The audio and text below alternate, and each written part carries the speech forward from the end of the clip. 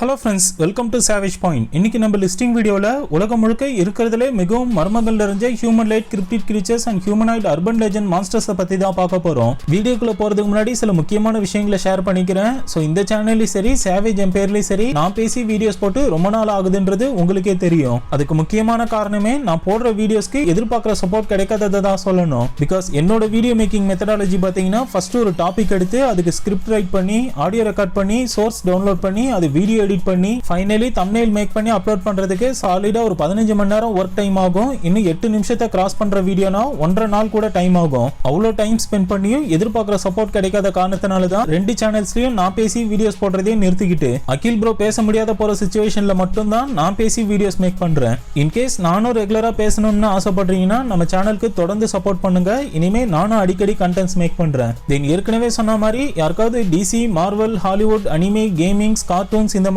Popular culture சம்பந்தப்பட்டது plus mythical, historical, animals ஓரியன்டாவும் நல்ல நாலேஜ் இருக்கு, மினிட் மிஸ்ட்ரி, மொக்க கமெண்ட்ரி அட்மின்ஸ் மாதிரி நல்லா பேச வரும் ப்ரோ. நம்ம சேனல்ஸ்ல பேசுறதுக்கு இன்ட்ரெஸ்டடா இருக்கேன் அப்படின்னா டிஸ்கிரிப்ஷன்ல என்னோட வாட்ஸ்அப் நம்பரை கொடுத்திருக்கேன், மறக்காம கான்டாக்ட் பண்ணுங்க. சரி வாங்க இப்ப நம்ம டாபிக் உள்ள போகலாம்.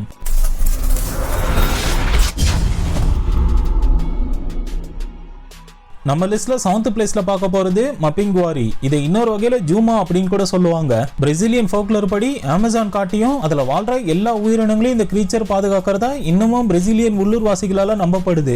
1933ல தான் இனிஷியலி இதோட தோற்றத்தை அபிஷியலா வெளியிட்டாங்க. அதன்படி இது ஹியூமனாய்ட் அப்பியரன்ஸை கொண்டு 7ல இருந்து 8 அடி உயரம் இருக்கும் அப்படின்னும், ஒரே ஒரு கண்ணை வச்சுக்கிட்டு முகம் பார்க்கவே கோரமா இருக்குமா, அதோட நெஞ்சு வயிறு பகுதியில ஷார்ப்பான பற்களை கொண்ட வாய்ப்பகுதியை கொண்டு தனக்கு பிடிக்காதவங்க இல்லாட்டி காட்டுல தீங்கு விளைவிக்கிறவங்களை கொடூரமா கொன்னு சாப்பிடணும்னு குறிப்பிடப்பட்டிருக்கு. அதாவது காட்டை அழிக்கும் விதமா மரங்களை வெட்டுறது, மான் மாதிரி வன விலங்குகளை வேட்டையாடி அதுங்க கொம்புகளை வெட்டி எடுக்கிற மாதிரியான ஆளுங்களை புலி போல பதுங்கி இருந்து வேட்டையாடி கொள்ளுமா.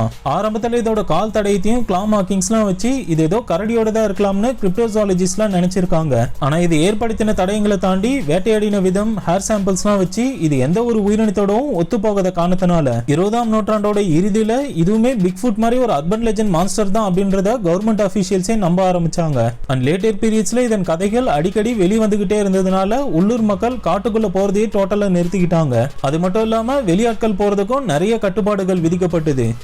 அடுத்து நம்ம லிஸ்ட்ல 6ஆவதா பார்க்க போறது ஓகர். இதுலயே பெண் இனத்தை ஓக்ரஸ் அப்படின்னு சொல்லுவாங்க.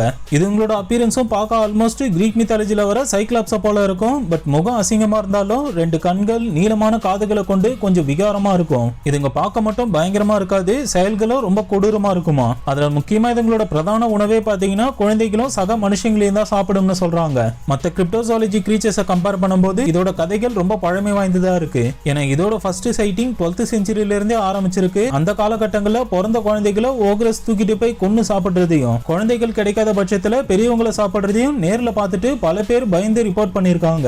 அந்த டைம்ல சரியான சிவிலைசேஷன் கூட ஃபார்ம் ஆகாத காரணத்தினால தான் இதை யாராலையுமே தடுக்க முடியலன்னு சொல்லணும். நிறைய பேர் இது புராணத்துல வரக்கூடிய சைக்ளாப்ஸா கூட இருக்கலாம்னு பேச ஆரம்பிச்சாங்க. பட் நாட்கள் ஆக ஆக மக்களே தங்களோட குழந்தைகளை பாதுகாக்க பல நடவடிக்கைகளை எடுத்து ஓகர்ஸோட கொடூர செயல்களை தடுக்க ஆரம்பிச்சதுக்கு அப்புறம் இதோட சைட்டிங்ஸ் குறைய ஆரம்பிச்சதா லேட்டர் பீரியட்ஸ்ல குறிப்பிடப்பட்டிருக்கு. என்னதான் இதோட சைட்டிங்ஸ் ரொம்ப பழசா இருந்தாலும் இன்னைக்கும் யூரோப்பியன் கண்ட்ரீஸ்ல இதோட பேரை சொன்னாலே எல்லாருக்கும் ஒரு தனி பயம் வரும்னு தான் சொல்லணும். நம்ம லிஸ்ட்ல அடுத்து 5ஆவதா பார்க்க போறது ஆல்மாஸ். ஏப் லைக் கிரிப்டிட் கிரீச்சரான இது பாத்தீங்கன்னா பமீர், கக்காஷியஸ், மங்கோலியன் மாதிரி ஏசியன் மவுண்டன் ரீஜன்ஸ்ல வாழ்ந்துட்டு வரதா 15ஆம் நூற்றாண்டுல இருந்தே மக்கள் நம்புறாங்க. இனிஷியலா 1400களில் இதுங்களும் ஏப்ஸ், உராங்குட்டான், கொரில்லா மாதிரி ஒரு பைபெடல் பிரைமேட்டா இருக்கலாம்னு நினைச்சாங்க. ஆனா இதுங்களோட வாழ்வியல் முறை, இறைகளை வேட்டையாடும் விதத்தெல்லாம் வச்சு இது ஒரு நார்மல் வேட்டை மிருகம் இல்லன்றத கிரிப்டோசாலஜிஸ்ட் கன்ஃபார்ம் பண்ணாங்க. ஆரம்பத்துல இருந்தே வெறும் தடயங்கள் மட்டுமே கிடைச்சிட்டு இருந்தது. 1800ல ஒரு ஆள் இதை நேர்ல பார்த்ததா கிளைம் பண்ணாரு. அதன் பிறகு ஏசியன் மவுண்டன் ரீஜன்ஸ்ல பல இடங்கள்ல ஆல்மாஸோட சைட்டிங்ஸ் ரெக்கார்ட் ஆனதா குறிப்பிடப்பட்டிருக்கு. சோ இவைகளும் தோற்றத்துல பார்க்க ஒரு ஜெயண்ட் கொரில்லா போல உடம்பும், சுமாரா 8 அடிக்கு மேல ஹைட்டும், உடம்பு முழுக்க திக்கான முடிகளை கொண்டு இருக்குமா. சரி, ஏர்லி ஸ்டேஜஸ்ல டெக்னாலஜி இல்லாத காரணத்தினால நிறைய மிஸ்லீட்ஸ் அண்ட் மிஸ்இன்ஃபர்மேஷன்ஸ் இருக்கும்னு சொல்லலாம். ஆனா 1992ல டாக்டர் மேரி அப்படின்ற ஒரு கிரிப்டோசாலஜிஸ்ட் பாத்தீங்கன்னா இப்படி ஒரு கிரீச்சர் உண்மையிலேயே இருக்கு அப்படின்னும், கலெக்ட் பண்ண ஆதாரங்களெல்லாம் வச்சு பார்க்கும்போது சுமாரா 500 பவுண்ட்ஸ் வெயிட்டும், 8 அடிக்கு மேல ஹைட்டும், மணிக்கு கிட்டத்தட்ட 40 மைல் வேகத்துல ஓடக்கூடிய திறனை கொண்டு இருக்கிறதா சொல்றாங்க. என்னதான் இதோட என்கவுண்டர்ஸ்னால மக்களுக்கு எந்த ஒரு சேதாரங்களும் ஏற்படல அப்படின்னாலும் ஸ்டில் அர்பன் லெஜெண்ட் ஸ்டோரிஸ்ல இந்த ஆல்மோஸ்ட் ஒரு கிரீப்பியஸ்ட் கிரீச்சரா பார்க்கப்படுதுன்னு தான் சொல்லணும். நம்ம லிஸ்ட்ல அடுத்து 4வதா பார்க்க போறது வெண்டிகோ. நேட்டிவ் அமெரிக்கன் அர்பன் லெஜெண்ட் கிரீச்சரான இது பாத்தீங்கன்னா ஃபோக்லோர் படி ஒரு ஈவில் ஸ்பிரிட் அப்படின்னும் கனடா அண்ட் அமெரிக்கால இருக்கிற அடர்ந்த காட்டு பகுதியில இன்னமும் வாழ்ந்துட்டு இருக்கிறதா ஸ்ட்ராங்கா நம்பப்படுது. அங்க இருக்கிற உள்ளூர்வாசிகள் என்ன சொல்றாங்கன்னா, இது உடம்பு மிகப்பெரிய மனித உருவத்திலையும் தலைப்பகுதி மானோட மண்டவட்டையும் கொம்புகளையும் கொண்டு இருக்கும். கூடவே இதோட இதயம் ரொம்ப சில்லுன்னு இருக்கும் அப்படின்னும், இதனால யார் பக்கத்திலேயாச்சும் இதை அப்ரோச் பண்ணாலே அந்த இடமே லிக்விட் நைட்ரஜனை தூக்கி ஊத்துன மாதிரி அப்படியே உறைஞ்சு போயிடுமா. இதோட கொடூரமான தோற்றத்துக்கு ஏத்தா போல செய்யக்கூடிய செயல்களும் அதிபயங்கரமா இருக்கும்னு சொல்றாங்க. ஏன்னா வெண்டிகோ சைக்கோசிஸ் படி முதல்ல கோல்டு வின்டர் சீசன் அப்போ ஒரு மனுஷன் கொலப்பசியில இருந்திருக்கான். அந்த டைம்ல சாப்பிட எந்த உணவுமே கிடைக்காத பட்சத்துல இன்னொரு மனுஷனோட உடம்ப சாப்பிட்டதுனால இந்த மாதிரி ஒரு கொடூரமான கிரீச்சரா மாறிட்டு இருக்கு. அதோட நிறுத்திக்காம திரும்ப திரும்ப மனித கறிக்காக தேடி அலைய ஆரம்பிச்சதுனால தான் நேட்டிவ் அமெரிக்கன்ஸை பொறுத்தவரை இது ரொம்ப ஃபேமஸா இருக்கு. இதனாலே இந்த கிரீச்சரை கான்செப்டா வச்சு நிறைய novels, TV series and movies கூட எடுத்திருக்காங்க. சோ பேசிக்கலி இது ஒரு கேனபிலிஸ்டிக் ஸ்பிரிட் அப்படின்றதால சூப்பர் நேச்சுரல் கேப்பபிலிட்டிஸ் ரொம்ப அதிகமா இருக்கும். குளிர் அசோசியேட் பண்ணி இருக்கிறதால cold manipulation and cold immunity powers இருக்கு. குறிப்பா இது ஒரு மோசமான பேட் லக்கை ரெப்ரசென்ட் பண்ற கிரீச்சர் அப்படின்றதால தான் மாடர்ன் டேல கூட இது பேரை சொல்றதுக்கே பல பேர் பயப்படுறாங்க. அடுத்ததா நம்ம லிஸ்ட்ல பார்க்க போறது ஸ்கங்க் ஏப். மோர் லைக் ஒரு மித்திக்கல் கிரீச்சரான இது பாத்தீங்கன்னா சவுத் ஈஸ்டர்ன் யுனைடெட் ஸ்டேட்ஸ்ல ரொம்ப முக்கியமா புளோரிடால இருக்கிற அடர்ந்த வனப்பகுதியிலும் சதுப்பு நிலங்களையும் இது அதிகமா உயிர் வாழும்னு சொல்றாங்க. அண்ட் இன்னொரு விதத்துல இது பிக்ஃபுட் மான்ஸ்டரோட ஒரு க்ளோசஸ்ட் கசின் அப்படின்னு கூட சொல்லப்படுது. இதோட தோற்றமா பாத்தீங்கன்னா ஹியூமனாய்டு அப்பியரன்ஸை கொண்டு 7 அடிக்கு மேல ஹைட்டும் உடம்பு முழுக்க ரெட்டிஷ் பிரவுன் ஹேரை கொண்டு இருக்குமா. இனிஷியலி இதோட சைட்டிங்ஸ் பாத்தீங்கன்னா 1818ல ஒரு மேன் சைஸ்டு மங்கி லோக்கல் ஃபுட் ஸ்டோர்ஸ்ல இருந்தவங்களை தாக்கி அங்க இருந்த உணவுகளை சூறையாடினதாகும். கூடவே பக்கத்துல நதியோர இருந்த மீனவர்களை தாக்கி அவங்க மீன் வலைகளை அறுத்து சேதப்படுத்தி தனக்கு தேவையான மீன்களை அள்ளிக்கிட்டு போனதா லோக்கல் நியூஸ் பேப்பர்ல ரிப்போர்ட்ஸ் வந்திருக்கு. அதை பார்த்த கிரிப்டோசாலஜிஸ்ட்லாம் ஆரம்பத்துல இது ஏதோ கட்டுக்கதையா இருக்கலாம்னு நினைச்சாங்க. பட் சைட்டிங்ஸ் நடந்த இடங்களை விசாரிச்சு தடயங்கள் எல்லாம் சேகரிச்சதுக்கு அப்புறம் பார்க்கும்போது இது ஒரு கிரிப்டிட் கிரீச்சர் தான் கன்ஃபார்ம் பண்ணாங்க. தென் 1900ஸ்ல 1-2 இல்ல சுமாரா 48 சைட்டிங்ஸ்க்கும் மேல ரெக்கார்ட் பண்ணப்பட்டிருக்கு. ஈவன் 2010ல கூட புளோரிடால இருந்த ஒரு சதுப்பு நிலத்துல இதை நேரில் பார்த்ததா ஒரு vlogger ரிப்போர்ட் பண்ணிருக்காரு. இந்த ஸ்கங்க் ஏப்னால எந்த ஒரு உயிரிழப்புகளும் ஏற்படல அப்படின்னாலும் ஸ்டில் இது அமெரிக்கன் பீப்புளுக்கு ஒரு நைட்மேர் கிரீச்சரா இருக்குன்னு தான் சொல்லணும். அடுத்த லிஸ்ட்ல ரெண்டாவதா பார்க்க போறது எட்டி. இது இன்னொரு வகையில மேட்டே அப்படின்னு கூட சொல்லுவாங்க. இதோட அப்பியரன்ஸ் பார்க்க மிகப்பெரிய ஆல்பினோ கொரில்லா மாதிரி இருந்தாலும் உடலமைப்பு மனுஷனை போல இருக்கும்னு சொல்லியிருக்காங்க. அண்ட் இது மோஸ்ட்லி ஹிமாலயன் ரீஜன்ஸ்ல இருக்கிறதா அந்த பகுதியில் வாழ்ற மக்கள் இன்னமும் ஸ்ட்ராங்கா நம்புறாங்க. இதை சாதாரணமா மக்கள் சொன்னா பரவாயில்ல, ஆனா இந்திய ராணுவமே எட்டியோட கால் தடத்தை பார்த்ததா அவங்களோட அபிஷியல் ட்விட்டர் பேஜ்ல போட்டோ எவிடன்ஸோட போஸ்ட் பண்ணிருக்காங்க. அது நாள் வரைக்கும் இது ஏதோ மித்தா இருக்கலாம் மேலோட்டமா பேசப்பட்டது. அந்த ட்வீட்க்கு அப்புறம் எல்லாரோட கவனத்தையும் ஈர்த்தது. கூடவே எட்டி ஒரு பயங்கரமான டிபேட்டபிளா மாறிச்சு. ஆக்சுவலி இதோட ஃபுட் பிரிண்ட்ஸ் மட்டும் ஆதாரங்கள் இல்ல, அதை தாண்டி சில முடிகள் கிடைச்சதாவும் அதை ஆராய்ச்சி பண்ணதுல சுமாரா ஆயிரக்கணக்கான வருஷங்களுக்கு முன்னாடி வாழ்ந்த ஒரு ப்ரீ ஹிஸ்டாரிக் பேரோட ஒத்து போறதா ஆராய்ச்சியாளர்கள் சொல்றாங்க.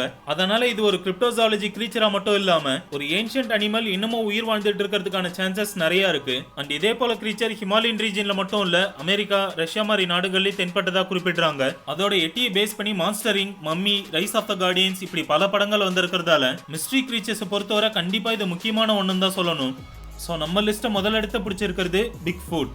இது இன்னொரு வகையில சாஸ்குவாச், ஆல்மாஸ், ஏரன் இப்படி உலகம் முழுக்க இருக்கிற பல ரீஜன்ஸ்ல ஏகப்பட்ட பெயர்கள் இருக்கு. அதோட லிஸ்ட்ல இதுக்கு முன்னாடி பார்த்தா எட்டி கிரீச்சரை போலவே தான் இதுவும். ஆனா மிஸ்ட்ரி கிரீச்சர்ஸ், கிரிப்டோசாலஜி கிரீச்சர்ஸ் அப்படின்னு சொன்னாலே ரொம்ப ஃபேமஸ்னா பிக்ஃபுட்டை தான் எல்லாரும் சொல்லுவாங்க. அண்ட் இதோட தோற்றமும் பாத்தீங்கன்னா கொரில்லா போல முக அமைப்பும் உடம்பு மனுஷனை போலவும் முடியெல்லாம் கருப்பா ரொம்ப டார்க்கா இருக்கும் அப்படின்னு இதை நேரில் பார்த்தவங்க சொல்றாங்க. இந்த பிக்ஃபுட்டோட மிஸ்ட்ரி கூட இன்னைக்கு நேத்து இல்ல, சுமாரா 1000 வருஷத்துக்கு மேல மக்கள் மத்தியில பரவலா பேசப்படுற ஒண்ணுதான். இதுல குறிப்பா 1967க்கு முன்னாடி வரைக்கும் எல்லாரும் இதை பத்தி இருக்கு இல்லன்னு டிபேட் தான் பண்ணிட்டு இருந்தாங்க. ஆனா அந்த வருஷம் இது உண்மையிலேயே இருக்கிற மாதிரி ஒரு வீடியோ ஆதாரத்தை பார்த்ததுக்கு அப்புறம் அது எல்லாரோட வாயும் அடைச்சது. அதோட பிக்ஃபுட் பத்தின சைட்டிங் உலகம் முழுக்க வேகமா பரவ ஆரம்பிச்சது. அந்த டைம் பீரியட்ல இதை நேர்ல பார்த்து ஆதாரங்களை கொண்டு வரவங்களுக்கு தக்க பரிசு வழங்கப்படும் அறிவிச்சதால சிலர் அதுக்கு ஆசைப்பட்டு ஃபேக்கான எவிடன்ஸ் எல்லாம் கிரியேட் பண்ண ஆரம்பிச்சாங்க. இதனால என்ன ஆச்சுன்னு பாத்தீங்கன்னா பிக்ஃபுட் ஒரு கரடி இல்லாட்டி கொரில்லாவா இருக்கலாம் அப்படின்ற தியரிஸ் வர ஆரம்பிச்சதால அகைன் பிக்ஃபுட் இருக்கு இல்லன்ற மாதிரி டிபேட்டபிளா மாறிச்சு. ஆனா அதுக்கப்புறம் சில வீடியோ ஆதாரங்கள், கால் தடம், இதோட முடின்னு பல விஷயங்கள் கிடைச்சதால இது போல ஒண்ணு உண்மையாவே இருக்குன்னு திரும்ப எல்லாரும் பேச ஆரம்பிச்சாங்க. அதுக்கு வலு சேர்க்கிற விதமா கலிபோர்னியால இருக்கிற அடர்ந்த காட்டு பகுதியில 3 பேரை கொடூரமா கொன்னது பிக்ஃபுட் தான் அப்படின்ற நியூஸ் வெளிவந்தது. இதுல பல மர்மங்களும் சுவாரஸ்யமாவும் இருக்கிற காரணத்தினால நிறைய மூவிஸ், டிவி சீரிஸ்லாம் கூட எடுத்திருக்காங்க. சோ பிக்ஃபுட் இந்த அளவுக்கு ஒரு ஸ்கேரியா இருக்கிறதால தான் நம்ம லிஸ்ட்டை முதல்ல எடுத்து பிடிச்சிருக்கு. ஓகே ஃப்ரெண்ட்ஸ், நம்ம வீடியோட எண்டுக்கு வந்துட்டோம். இந்த வீடியோ பிடிச்சிருந்தா லைக், ஷேர், கமெண்ட் பண்ணுங்க. இதே போல வேற ஏதாச்சும் டாபிக் உங்களுக்கு தோணுச்சுன்னா மறக்காம கீழே அதையும் கமெண்ட் பண்ணுங்க, நான் மேக் பண்றேன். சோ தொடர்ந்து நம்ம சேனலுக்கு சப்போர்ட் பண்ணுங்க, சப்ஸ்கிரைப் பண்ணி கூட பெல் ஐகானை கிளிக் பண்ணி வச்சுங்க. நாளைக்கு இன்னொரு வீடியோல சந்திக்கிறேன்.